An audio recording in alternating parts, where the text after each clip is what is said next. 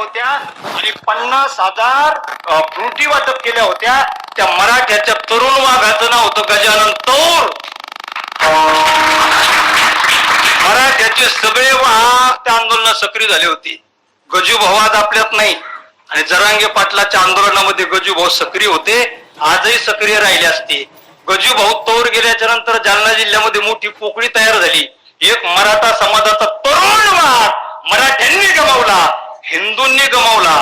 पण गजू भाऊ गेल्याच्या नंतर त्यांचा परिवार समाजाचे कार्यामध्ये सहभागी असणार नाही असं वाटत होतं. पण 12 जुलैला काल परवा जरांगे पाटलाची 12 तारीख ना, 12 जुलैला जालन्याच्या सारख्या ठिकाणी, जिल्ह्याच्या ठिकाणी जरांगे पाटलाची ऐतिहासिक भव्य शांतता रॅली झाली आणि स्वर्गीय गजानन भाऊ तौर यांच्या धर्मपत्नी कल्याणीताई तौर यांनी जरांगे पाटलाच्या सभेला येणाऱ्या लोकांना नाश्ता आणि जेवण वाटप करण्याचं काम केलं. मराठ्यांची वाघीण कल्याणीताई सुद्धा मराठ्याच्या आंदोलनामध्ये सक्रिय झाली. त्या ठिकाणी आपण सगळ्यांनी एकत्रित येऊन चळवळ पुढे घेऊन जाण्याचं काम केलं पाहिजे. म्हणून आपण सगळ्यांनी एकत्रित राहा. आज खऱ्या अर्थानं जरांगे पाटलाचा वाढदिवस आहे. जरांगे पाटील 42 वर्षाची झाली, कालच झाली तशी ती परवा. आता तुमचं किती